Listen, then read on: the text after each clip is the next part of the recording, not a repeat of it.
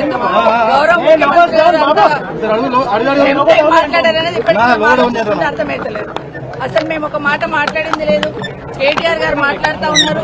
ప్రభుత్వం ఏం చేస్తున్నది, గత ప్రభుత్వం ఏ విధంగా చేస్తున్నారు, ఏ విధంగా తప్పుడు మాటలు మాట్లాడుతున్నారు ఇప్పుడున్న ప్రభుత్వం అనేది లెక్కలతో సహా వివరించే ప్రయత్నం చేస్తా ఉన్నారు. అవన్నీ కూడా వింటా ఉన్నాం. ఎందుకంటే అప్పుల పాలైపోయింది, మిత్తి కడుతున్నాము అనేది తప్పుడు సంకేతాలతో ప్రజలందరికీ తప్పుడు మాటలు మాట్లాడుతూ తప్పుడు ఇన్ఫర్మేషన్ ఇచ్చుకుంటూ హామీలు తప్పించుకునే ప్రయత్నం చేస్తున్నారు కాంగ్రెస్ పార్టీ వాళ్ళు. అదే విషయాన్ని ఈ రోజు గౌరవ మంత్రి గారికి, గౌరవ శాసనసభ్యులు కేటీఆర్ గారు మాట్లాడే ప్రయత్నం చేస్తున్నారు. అసలు ఏంటి బడ్జెట్, ఏంటి, ఎంత ఉంది, ఎంత మిగులు బడ్జెట్ ఉంది, ఇంట్రెస్ట్ కట్టినా వెల్ఫేర్ స్కీమ్స్ ఇచ్చినా కూడా ఎంత డబ్బులు మిగులుతాయి అని చెప్పే ప్రయత్నం చేస్తా ఉన్నారు. అవన్నీ వింటున్నా మేము కూడా చాలా శ్రద్ధగా. అసలు ఒక మాట మాట్లాడలేదు, ఒక డిస్టర్బెన్స్ చేయలేదు, అట్లీస్ట్ నేను మైక్ అడగలేదు. కానీ సమయం సందర్భం లేకుండా సడన్ గా ముఖ్యమంత్రి గారు లేచి, అంటే కేటీఆర్ గారు మాట్లాడుతూ ఉంటే దాన్ని ఎట్లా పక్క జరపాలి అర్థం కాక వాస్తవాలు మాట్లాడుతున్నారు కదా కేటీఆర్ గారు అని సడన్ గా లేచి, కేటీఆర్ గారు మీ వెనకాల కూర్చున్న మార్గాలు మమ్మల్ని ఇక్కడ ముంచిండ్రు, నిన్ను కూడా ముంచుతారు, మీరు జూబ్లీ బస్ స్టాండ్ అయితే మీ బతుకని మాట్లాడుతున్నారు. అంటే మహిళలంటే ఎంత గౌరవం అనేది ముఖ్యమంత్రి గారికి అర్థమవుతుంది. ఈ రోజు కొత్త కాదు, బయట మైకులు పెట్టుకుని ఎన్నో మాట్లాడుతుంటారు. ఆ రోజు సోనియా గాంధీ గారి దగ్గర మొదలు పెడితే ఈ రోజు అసెంబ్లీలో సబితమ్మ వరకు నోటికి ఏదొస్తే మాట్లాడే ప్రయత్నం చేస్తా ఉంటారు. మహిళలంటే ఎక్కడ గౌరవం లేదు, ఏం మాట్లాడాలో ఏం మాట్లాడకూడదు ఆలోచన లేదు. ఒకటి అడుగుతున్న రేవంత్ రెడ్డి గారు, మీరు ఈ పార్టీలోకి రాకముందు నుండి ఈ పార్టీకి సర్వీస్ ఇచ్చిన వాళ్ళం, మేము భుజాన జెండా వేసుకుని పనిచేసి ఆ పార్టీ అధికారంలోకి రావాలని కోరుకున్న వాళ్ళం, నేను గాని సునీత గాని.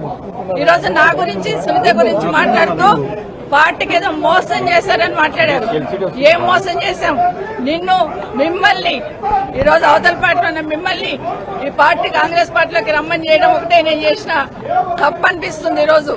ఎందుకంటే ఆ రోజున్న పరిస్థితులలో ఇంకొక మాట మాట్లాడారు రేవంత్ రెడ్డి గారు. ఈరోజు మహిళల్ని అక్కలను నమ్ముకుంటే జూబ్లీ బస్ స్టాండ్ అవుతుంది అంటున్నారు. ఆడబిడ్డలు ఎట్లా ఉంటారో తెలీదా? ఆడబిడ్డలు ఎప్పుడైనా క్షేమం కోరుతారు, నష్టం కోరరు. నమ్ముకున్న వాళ్ళకి ప్రాణమని ఇస్తాం కానీ నమ్మిన వాళ్ళకి మోసం చేయాలని ప్రయత్నం చేయం. కానీ ఈరోజు ఏదైతే రేవంత్ రెడ్డి గారు మాట్లాడారో, ఒక సునీతమ్మకు సబితమ్మకు జరిగిన అవమానం కాదు ఇది. యావత్ తెలంగాణ మహిళల గురించి మాట్లాడిన మాటలు ఇవ్వండి. ఇప్పటికైనా ఎందుకంటే రేవంత్ రెడ్డి గారు ఒకటి గుర్తుపెట్టుకోవాలి. ఈరోజు ఆడబిడ్డలను అవమానించి ఆడబిడ్డల వ్యక్తిత్వాన్ని అవమానించినాడు. ఒక అసెంబ్లీలో ఉన్న మమ్మల్ని మాత్రం అవమానించడం కాదు, అక్కల్ని నమ్ముకుంటే బతుకు బస్టాండ్ అవుతుంది అన్నట్టు మాట్లాడినావు. ప్రతి ఇంట్లో ఆడబిడ్డలు ఉంటారు. తెలంగాణ రాష్ట్ర ఆడబిడ్డలందరూ ఈరోజు ఆలోచిస్తున్నారు ఒక ముఖ్యమంత్రి స్థాయిలో ఉండి. ఎందుకంటే ఈరోజు ఆ స్థానంలో నేను ఈరోజు వచ్చి అసెంబ్లీకి వచ్చి 24 సంవత్సరాల కింద వచ్చినప్పటి నుండి ఆ సీట్ ఏదైతే ఉందో ఆ సీట్ మీద చంద్రబాబు నాయుడు గారిని చూశాను, రాజశేఖర్ రెడ్డి గారిని చూశాను, రోషయ్య గారిని చూశాను, కేసీఆర్ గారిని చూశాను, కిరణ్ కుమార్ రెడ్డి గారిని చూశాను. ఈరోజు మిమ్మల్ని చూస్తున్నాను. ఈరోజు మీరు ఆ సీటుని అగౌరవపరిచారు. మహిళల్ని కామెంట్ చేసి నిండు సభలో ఆ సీటుకున్న గౌరవాన్ని తగ్గించారు. నిజంగా మీ గౌరవం ఉండాలంటే మీరందరూ మీరు బేషరతుగా క్షమాపణ చెప్పండి. ఒకటి గుర్తుపెట్టుకోండి రేవంత్ రెడ్డి గారు, ఈరోజు మహిళల గురించి మాట్లాడుతూ బతుకు బస్టాండ్ అన్నారు చూడండి, అది చాలా బాధ అనిపిస్తా ఉంది. మేము నమ్మిన వాళ్ళకి మేము నష్టపోయినా పర్లేదు, మా అన్న తమ్ముళ్ళు బాగుండాలని కోరుకుంటాం. మేము ఏ ఆడబిడ్డ అయినా కూడా క్షేమం కోరుకుంటుంది. కానీ ఈరోజు కేటీఆర్ గారిని మేము ముందు పెట్టుకుని ఆయన బతికేదో బస్ స్టాండ్ చేసుకునే లెవెల్లో మాట్లాడారు కదా, ఇది బేషరతుగా క్షమాపణ చెప్పమని కోరుతున్నా. కానీ రేవంత్ రెడ్డి గారు ఇంకోటి గుర్తుపెట్టుకోవాలి, ఈరోజు రేవంత్ రెడ్డి ఆ సీట్లో కూర్చున్నారంటే పొద్దున్న లేస్తే ఇందిరమ్మ పేరు చెప్తారు, సోనియా గాంధీ పేరు చెప్తారు. కానీ అదే సోనియా గాంధీ బలిదేవత అని మాట్లాడింది ఎవరనేది దేశ ప్రజలందరికీ తెలుసు. ఈరోజు ఆ సీట్ మీద కూర్చున్నామంటే ఒక ఇందిరమ్మ కావచ్చు, సోనియా గాంధీ కావచ్చు, లేకపోతే సబితమ్మ కావచ్చు. ఆ పుణ్యాన్ని అక్కడ పోయి కూర్చున్నారని దయచేసి గుర్తుపెట్టుకోమని చెప్తా ఉన్నాను. ఇప్పటికైనా మీరు మాట్లాడి వెళ్ళిపోయి ఉన్నారు, మరి నా పేరు తీసుకున్నారు, మరి మాకు మాట్లాడే అవకాశం ఇవ్వాలి కదా. అసెంబ్లీలో మాట్లాడే అవకాశం ఇవ్వకుండా దొంగల్లా పారిపోయినారు. ఈ రోజు అది కూడా చెప్తున్నాను, ఎందుకు పారిపోయినారు మా సమాధానం మీద ధైర్యం కూడా మీకు లేదా? భట్టి గారు గౌరవనీయులు డిప్యూటీ సీఎం గారు చాలా గౌరవంగా ఉంటాం, గౌరవంగా మాట్లాడతాం.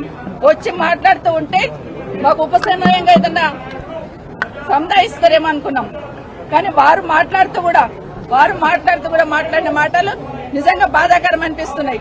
ఆ రోజు ఏదో అపోజిషన్ లీడర్ గా నా పదవి పోయిందని మాట్లాడున్నారు. మరి మీ పక్క సీట్ ఈ రోజు మీకు వచ్చే అవకాశం ఉండే కదా, ఎందుకు ప్రయత్నం చేసుకోలేరని బట్టి గారిని కోరుతా ఉన్నాను. ఈ రోజు మీ పార్టీ అధికారంలో ఉంది కదా. అన్నిటికన్నా ముఖ్యంగా ఒక మాట అన్నారండి గౌరవనీయులు డిప్యూటీ సీఎం గారు, ఏ ముఖం పెట్టుకొని ఈ అసెంబ్లీలోకి వచ్చారన్నారు. మా కర్మగాలే వచ్చాం. ఏం కాదు, వాళ్ళు బస్ స్టాండ్ ఫాలో అవుతారు కానీ ఇది బస్ స్టాండ్ ఫాలో అయితే తెలంగాణ మహిళలందరూ శాపం తగ్గుతుంది. ఎందుకంటే మేమేం తప్పు చేయలేదు. దేశంలో చాలా మంది పార్టీలు మారుతూ ఉంటారు. ఈ రోజు మీ పక్కన కూర్చోబెట్టుకున్నారు. ఎన్నికలు అయిన తర్వాత మీ ప్రభుత్వం అధికారంలోకి వచ్చిన తర్వాత కేసీఆర్ గారి ఇంటి మీద ఉన్న వాళ్ళని కాకి నా ఇంటి మీద వాళ్ళతో కాల్ చేస్తామని మాట్లాడింది ఇదే గౌరవ ముఖ్యమంత్రి గారు. కానీ అదే కేసీఆర్ గారు గెలిపించిన ఎమ్మెల్యేలంతా తీసుకుపోయి మీ పక్కన కూర్చోబెట్టుకున్నప్పుడు నన్ను పార్టీ మారినవని అడిగి అధికారం మీకు ఎక్కడిదని అడుగుతున్నాను.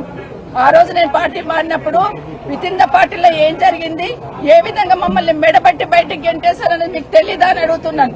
ఎందుకంటే మాట్లాడలేదు, ఇన్ని రోజులు మాట్లాడలేదు. నేను ఆ పార్టీ గురించి ఎవరి గురించి మాట్లాడకుండా నేను కేసీఆర్ గారి నాయకత్వంలో పనిచేయడానికి వచ్చాను. 5 సంవత్సరాలు ఎందుకు మీరు నోరు మూసుకొని కూర్చున్నారు ఇప్పుడు అడుగుతానండి. మాట్లాడాల్సింది 5 సంవత్సరాలు. ఈ రోజు నేను బీఆర్ఎస్ పార్టీ బీఫామ్ మీద గెలిచి వచ్చున్నాను. ఇప్పుడు నన్ను గురించి మాట్లాడే అధికారం మీకు ఎక్కడిది? ఈ రోజు బాగా గుర్తుపెట్టుకోండి, నా కుటుంబానికి ఒక చరిత్ర ఉంది. నిజంగా మాట్లాడాలంటే నాకు 10 నిమిషాలు టైం ఇవ్వాల్సింది. ఆ రోజు నుండి ఈ రోజు వరకు నా జిల్లాలో నా కుటుంబం ఏంటి, నేనేంటి అనేది బాగా తెలుసు.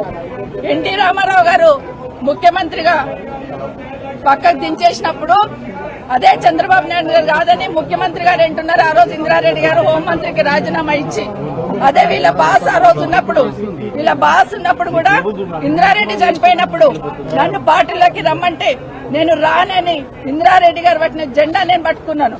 2014లో మీరు టికెట్ ఇవ్వకపోయినా కూడా ఒక మాట మాట్లాడకుండా కాంగ్రెస్ పార్టీకి పనిచేస్తున్నాను. ఉన్న తర్వాత కూడా రాజశేఖర రెడ్డి గారు చనిపోయినాక నిజంగా రాజశేఖర రెడ్డి గారే మమ్మల్ని తీసుకొచ్చారు. రాజశేఖర రెడ్డి గారు మా లేడీస్ కి అంత ప్రాధాన్యత ఇచ్చారు. రాజశేఖర రెడ్డి గారు రాజకీయాలలో మా మహిళల్ని ఎంకరేజ్ చేశారు. కాబట్టి మేము ఇంత గట్టిగా నిలదొక్కున్నాం. ఈ రోజు మహిళలు ఎవరో ఒకరో ఇద్దరు బయటకు వచ్చి పనిచేస్తుంటే వాళ్ళని ఎంకరేజ్ చేయాల్సింది పోయి డిమోరలైజ్ చేయాలనే ప్రయత్నం ఏదైతే చేస్తా ఉన్నారో ఇది మంచి పద్ధతి కాదు. అసెంబ్లీలో కూడా ఆడబిడ్డలను అవమానించే సంస్కృతి వస్తుందంటే నిజంగా తలొంచుకోవాలండి. ఈ రోజు కనీసం మాట్లాడే అవకాశం కూడా ఇవ్వకుండా పోయినారంటే ఈరోజు సమాధానం రాష్ట్ర ప్రజలకు చెప్పాలి. ఈరోజు ఇక్కడ కూడా మాట్లాడదామని వచ్చాం. అవసరం లేకపోయినా అరగంట నుండి అక్కడ కాంగ్రెస్ పార్టీలు నిల్చొని ఉన్నారు కాబట్టి ఇక్కడ మాట్లాడాల్సి వచ్చింది. ఈ రోజు రేవంత్ రెడ్డి గారికి నిజంగా ఆ 4 కోట్ల ప్రజలకు సంబంధించిన సీట్ అది. ముఖ్యమంత్రి అంటే రేవంత్ రెడ్డి గారు సొంతమేం కాదు. ఆ సీటు గౌరవం పెరగాలంటే ఈ రోజు మీరు క్షమాపణ చెప్పండి. తెలంగాణ రాష్ట్ర మహిళలందరికీ కూడా ఈరోజు క్షమాపణ చెప్పాల్సిన బాధ్యత ఈరోజు రేవంత్ రెడ్డి మీద ఉంది. భట్టి గారు గౌరవనీయులు డిప్యూటీ సీఎం గారు మీరు మాట్లాడిన మాట ఏదైతే ఉందో ప్రతి ఇంట్లో ప్రతి ఆడబిడ్డకు తగులుతుందండి. ఎందుకంటే మొహం పెట్టుకొని వచ్చిందనే మాట చాలా బాధ అనిపిస్తుంది.